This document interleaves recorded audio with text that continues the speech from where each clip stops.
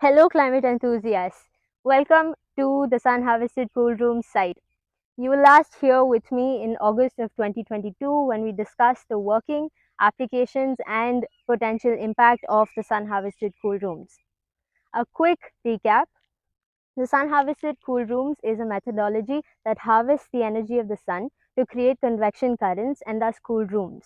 It works on the basis of three components. Number one is the enclosure. Number two is the draft tube. And number three is the chimney. These three work in sync to facilitate the combinative working of scientific principles such as Le Chatelier's principle, stack effect, evaporative cooling, and dehumidification. Effectively, the sun-harvested cool rooms acts and fills the space between air conditioners that are effluent emitting and air circulating fans.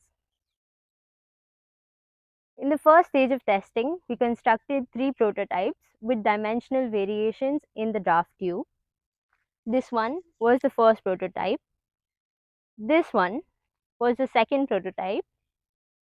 And this one was the third prototype. My sister, Vedika, will explain further.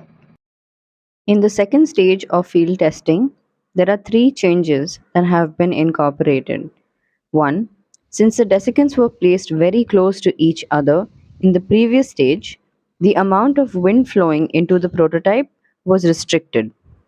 Hence, fewer rows of desiccants are used in this stage. The optimal wind speed of air flowing into the enclosure is around 3.5 meters per second, which is optimal for evaporative cooling as per this research paper. It's linked in the description box below. Since this wind velocity was not achievable with a 5 mm Khus root evaporative screen, a 2 mm jute evaporative screen has been used this time around. 3. A water tank with a capacity of 150 liters, enough to last for about a week, has been installed to ensure a continuous water supply to the evaporative pad. Drip taps have been fixed to ensure that the water is distributed equally on the entire evaporative screen. Additionally, for more accurate readings, new sensors, the DHT22 and HX710B, with greater accuracy, have replaced the old ones in all three prototypes.